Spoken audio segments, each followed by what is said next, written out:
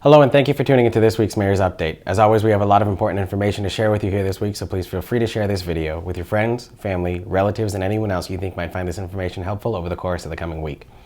We do have a lot of information to share with you here this week. We are going to run down the usual notice of some events that are coming up, some things that happened this past week, but a lot about what we're going to be dealing this week is the different financial aspects of the city while we're closing out the fiscal year this year and starting the process for the City Council reviewing the city's budget. We want to make sure that as much information gets out to the public as possible so you can fully understand what we're doing here in City Hall on your behalf every day. And if you have any questions on things that are being done, you can ask them at any time.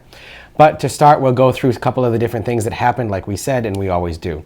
The North Central Massachusetts Association of Realtors came and met with my office this past week. This is something that does happen once a year. We go over all of the different projects that the city is overseeing, all of the different things that have changed since we met last year, the different properties that have either changed hands or are for sale here in the city. So that was something that was really helpful to be able to communicate with our local realtors so that we could really get that back and forth conversation as to how our real estate market is being impacted by what we're seeing and what we're doing here in City Hall.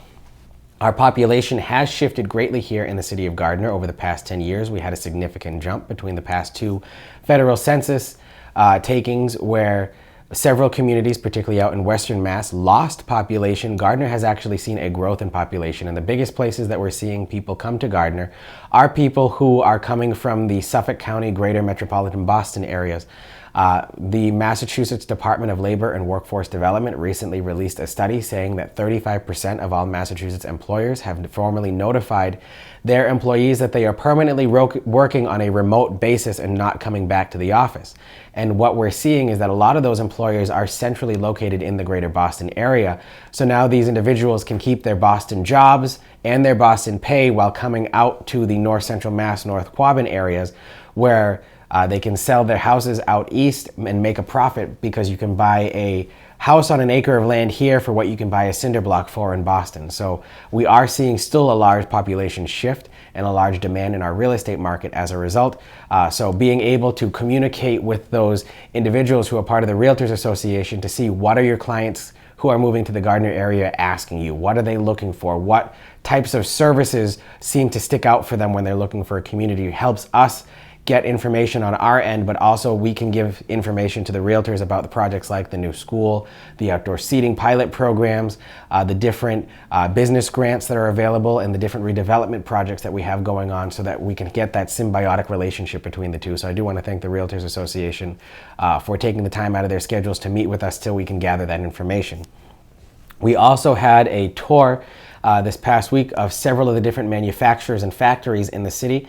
We had 3 this round, and there's potentially going to be some other rounds in the future, but I do want to thank our Economic Development Coordinator, Jessica DeRoy, for putting this tour on. It featured members of the City Council, myself, members of the administration, a couple people from Mass Development, which is a part of Governor Baker's administration, to help with economic development financing. There was also members there from the Economic Development Incentive Council who work for Secretary Mike Keneally from the Executive Office of Economic Development and Housing, so that we could get an idea and show our different state and local policymakers what we have here in the city and how we can grow that foothold, because everyone who we went to see yesterday, Advanced Cable Ties, Blessington Corporation, and Specialty Paper, which is a branch of Seaman Paper, are all looking at expanding in the greater Gardner region. So seeing how we can promote that expansion here in Gardner.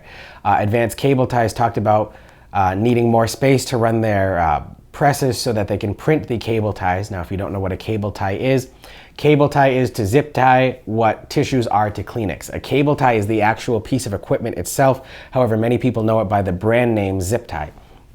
ACT is one of the biggest manufacturers for these products in the Northeast and in the East Coast in general. They are short staff members, so they are looking for about 30 employees, which is causing a backlog of approximately $5 million in product. So if you know anyone who's interested in manufacturing jobs, actually every place that we went to yesterday said one of the issues that they're facing right now is adequate staffing levels to keep up with the demand they're doing. Blessington Corporation is a local cabinet factory in the city, and then Specialty Paper and Seaman Paper do several different products. Yesterday while we were there, they were printing cups for Dixie. Dixie Cups Corporation. They were printing the film linings that go on the bottom of baskets at Popeyes and In-N-Out Burger. There's the special wax paper that is used at Dunkin' Donuts whenever you see someone pull a piece of paper out in order to pick up the donuts or the muffins or anything like that you're ordering. All of that is made here in Gardner nationwide. And Seaman Paper and Specialty Paper make those products they're one of the biggest paper products producers in the United States, especially when it comes to tissue paper or that thin wax paper food-based products as well. So thank you very much to all of those companies for letting us enter your doors and talk to you about the things that your companies are going through and how we can work collaboratively with the state and local level to grow your businesses and help your expansion projects here. And thank you for continuing to invest here in the city of Gardner with those expansion projects. A couple of different events coming up very soon. Firefighter Sunday is going to take place this coming Sunday at the Gardner Fire Station at 8 a.m. This is a memorial service for all of the former firefighters of the Gardner Fire Department. This takes place on the Sunday before Father's Day every year. So thank you very much to the Gardner Firefighters Association and the Gardner Fire Department for putting that on and continuing to put that on every year. There will be a light breakfast following after that as well. The Relay for Life is back to Gardner this year as an in-person event, full relay. So thank you very much to the Relay event team for organizing that again. It's still the usual 6 o'clock opening ceremonies, the Survivor Lap, the luminary services later on that night. It's great to see this piece of Gardner back in full swing. The Relay for Life actually had its first year here in Gardner 4 months before I was born. So it's great to see something that's really become a staple of the community coming back and coming back very strong as well. So thank you very much to everyone who played a part in getting that back here in the city of Gardner. The Sidewalk Sale and Happy Birthday Gardner celebration will take place in the downtown on Saturday, June 25th. There are several events downtown taking place between 10 a.m. and 4 p.m. On that day as well, there are several events at the Lithuanian Outing Association and the Polish American Citizens Club as part of that evening's firework festival put on by the Kendall Pond Betterment Association. That morning, there'll also be the Elks Safety Expo, and that night will also be the Fish and Gun Club's 100th anniversary celebration. So there are several things going on in the city of Gardner on Saturday, June 25th. So please feel free to take part in any of those events here and celebrate what we are here in the city by going to any of the different events that are putting on by the different nonprofit organizations that are running those.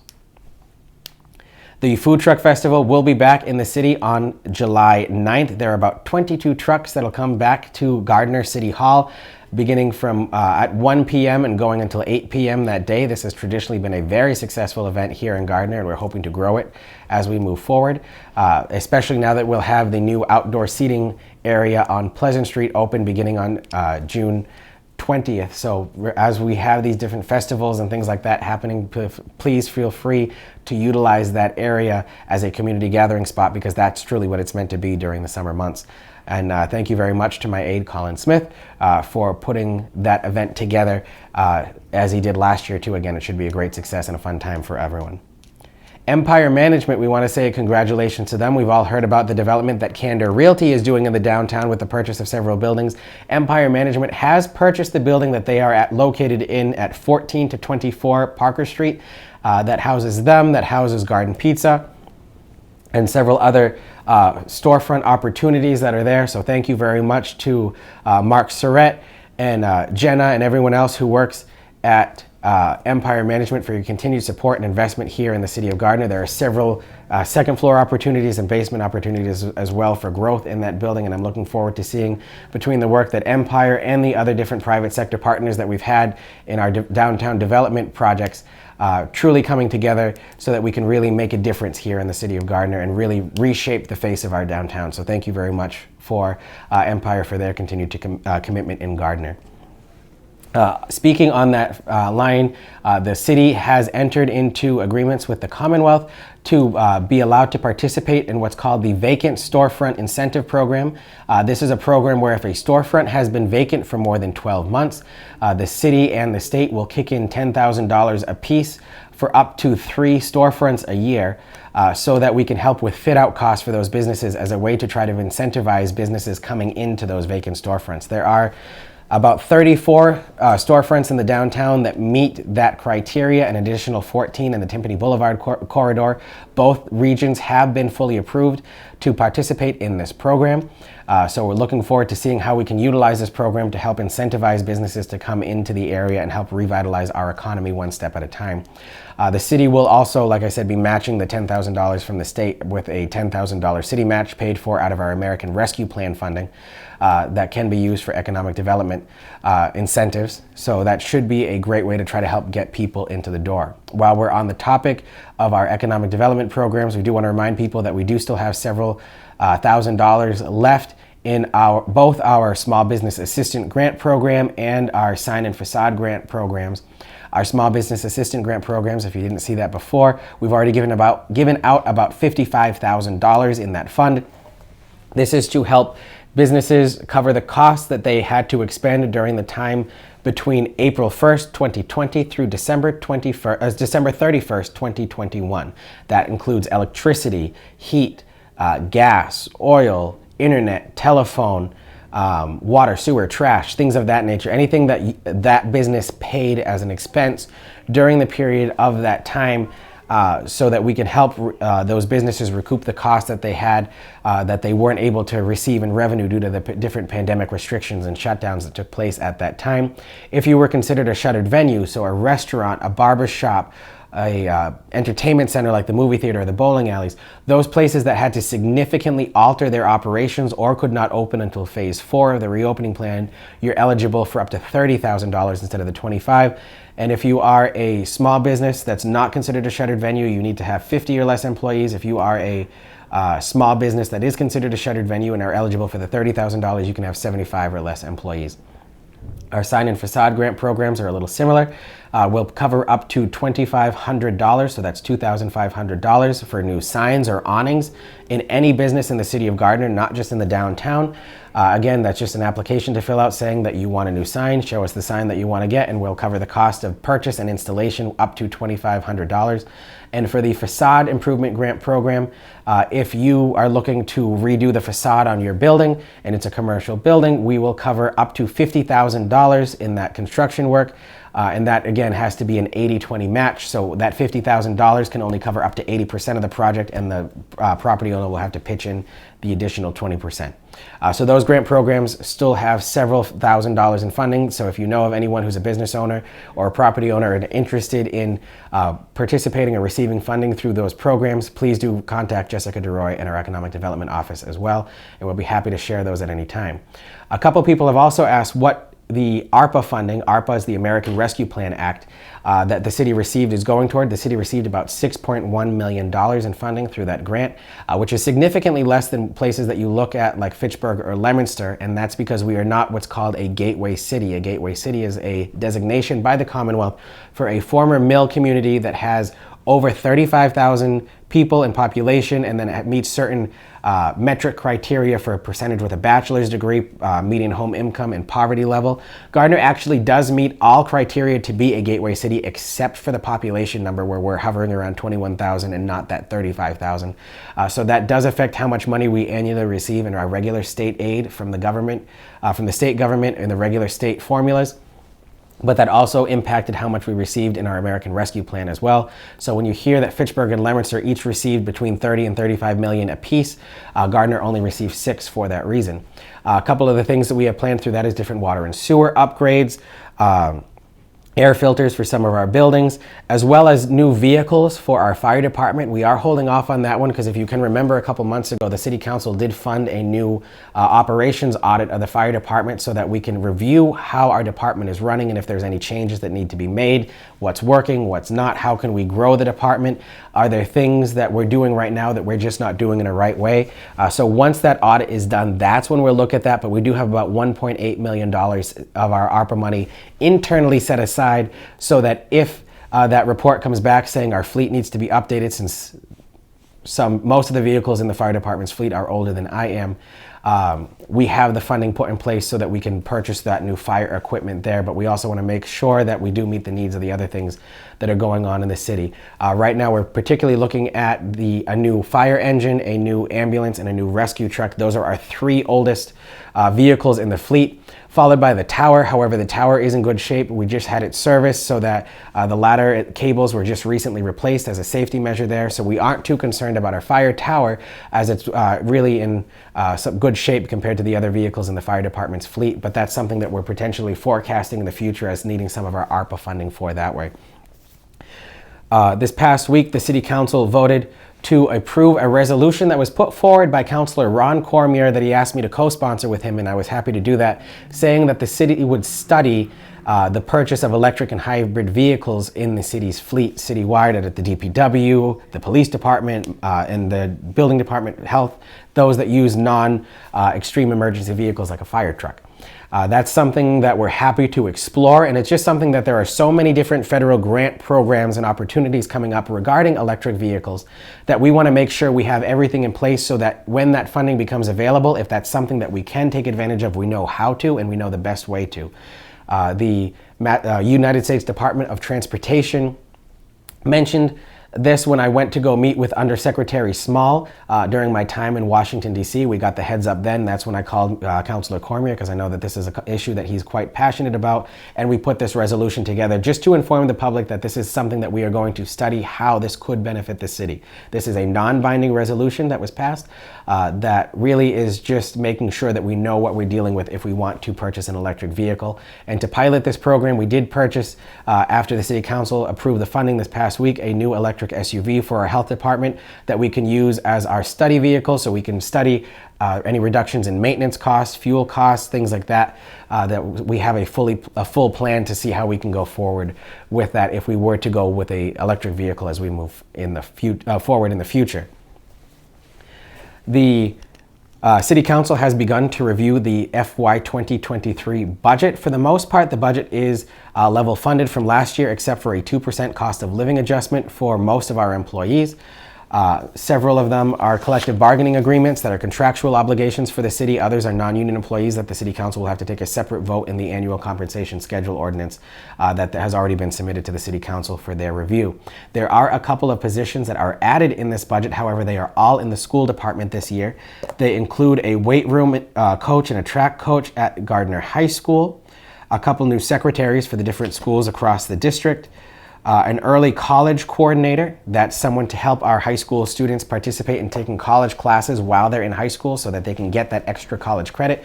If you remember last year when we were talking about our updates, we had a Gardner High School student who graduated as a second semester junior and went to Fitchburg State, only needing a year and a half before they graduated with their bachelor's degree. So that's another, we've got so many students participating in that early college program that we are hiring a coordinator to help oversee that program to take it away from the guidance counselor so that they can focus more on the guidance issues of a regular guidance department and not be overburdened with their regular jobs and helping these students in this new early college program that we have. The other couple positions that are added, there's a new English language director. We have between 100 and 110 students in Gardner Public Schools whose first language is not English, the highest being both Spanish and Arabic. The state does require that after you hit 100 students whose primary language is not English, you actually are required to hire someone to oversee that program to make sure that all of our English as a second language teachers have the resources and support that they need. So that'll be a part-time position that we're looking at adding in the long run to potentially make it a full-time there. Dr. Catherine Gogan, our Chief Academic Officer at the schools, has been overseeing that. But again, now we've hit that threshold where the state is requiring us to have a director in that matter. And then reading tutors as well for both the middle school and the elementary school. So those new positions are added into the budget this year. And there are no city positions that are added into the budget like there have been in the past, particularly with the prevention coordinator like we did a couple years ago. So as we move forward with the budget, we are expecting the City Council to have meetings on this the week of June 20th. A reminder that City Hall will be closed on June 20th due to the federal and state holiday of Juneteenth. However, the council will be meeting on June 21st and then any other meetings after that in order to fully review the budget. There are also several free cash appropriation requests that I've put forward for the City Council as we close out the fiscal year. For those of you who may not know what free cash is money that we budgeted on the revenue side that came in higher than what we budgeted for revenue, or expenses that came in lower than budgeted. That money is aggregated at the end of the fiscal year and certified by the Commonwealth that we can use for one-time capital projects or putting into stabilization accounts there. The state highly recommends, and there's several different documents published on the DOR's website as to why this money cannot be used as a budgetary revenue.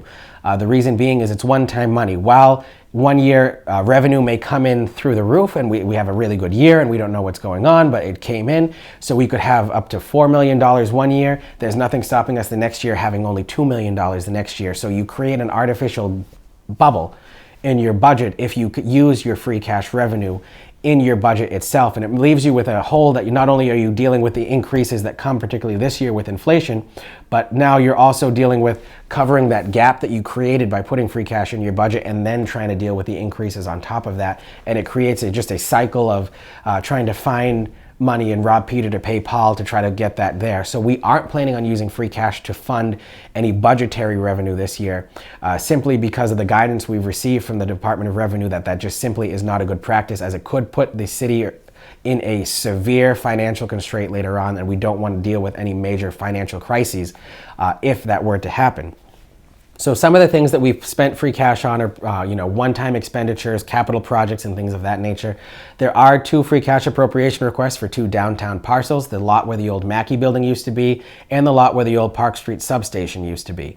The Park Street substation is licensed to us from National Grid. That was approved by the City Council back in 2017 when we did a land swap to give them the land where they put the current site of the substation, and they traded that for the land that the substation that they tore down was. There are several different environmental restrictions that are on that site for several different reasons.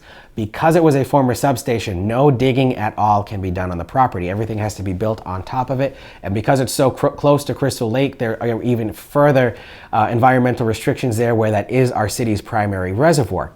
So we are looking at extending parking in the area by adding 45 parking spots that are there and putting a new seating area, walking trail and park, and extending the bike trail through the area so that you can sit in the bench and look out over Crystal Lake, which really is a beautiful view of the city there. Because there's really not much else we can do with the site right now. The site right now has a chain link fence around it with barbed wire on the top and is severely overgrown. This is one of the very few things that we can do with the site, so we're looking at doing that just to spruce up the area that's there and provide additional parking for Monument Park, particularly when we have our Summer Concert in the Park series.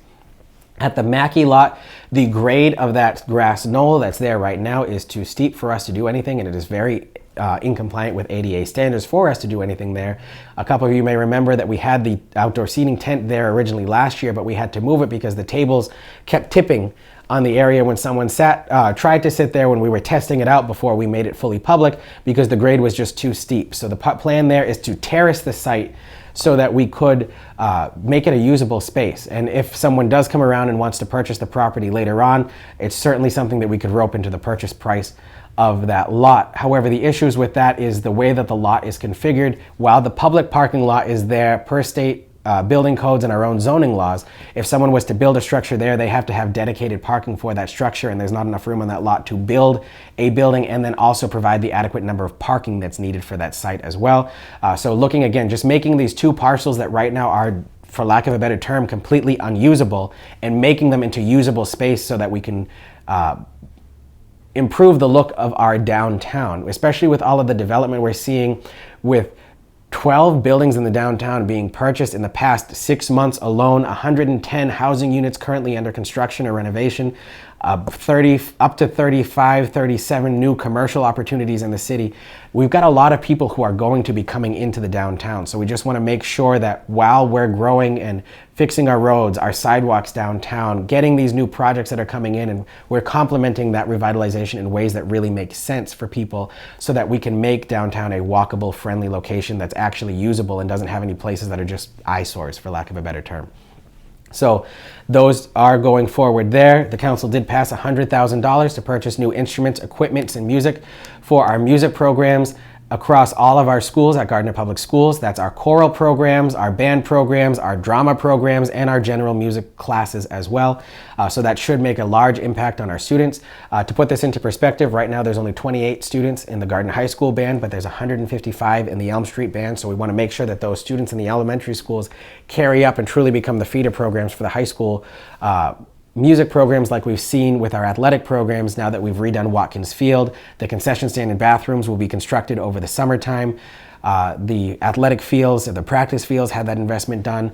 We've got a free cash appropriation that'll be going before the City Council soon to redo the Dernal Lowitz Memorial Tennis Courts at Gardner High School as well. So we're continuing to invest in our athletic programs that way. Our fine arts programs have been benefited severely by the Williams Rockwell funds over the past 5 years. So we're just trying to build off of that growth that we've seen in the other different areas of the city there too. We're also looking to see if we'll be able to purchase new uniforms for our cheerleaders who in the past 3 seasons, have made it to the national championship competitions in Texas. So giving them what they need as they continue to grow in their endeavors that they have as Gardner High athletes as well. We also have some funding that was put up for the city's 100th anniversary next year. As a city, Gardner became a city in January of 1923. So looking to see how we can celebrate that progress in 2023. If you have any questions at all on any of the free cash appropriations, the budget, any ARPA funding, or any different programs that we're offering here in the city or that we have coming up, you can feel free to contact my office at any time. Just like you can contact my office at any time to ask any questions about anything that are in any of these videos or things that are going on around the city. But that concludes this week's update. That's a lot of information there, so please don't hesitate to contact if you have any questions. If you see something online, if you see something in the city while you're driving by, we want to make sure you know what's really going on here in your city and be as transparent and open as possible. That's been our goal here from day one, because we are all working in City Hall every day on your behalf, and this is your city and your home, so you should know what's going on too and sort of have an idea what's going on. So always feel free to ask us questions and we'll be here for you no matter what. Colin will be taking my place next week. Next Thursday, I'll be teaching at the annual American Legion Boy State and Girl State program, which teaches high school juniors all about state and local government as a civics camp for different people who are interested in potentially pursuing careers in history, political science, or just want to know how to get involved in the local government. So I'll be a guest instructor at that next Thursday, so you'll see Colin then. But in 2 weeks, I look forward to speaking with you again. Thank you very much, and have a good day.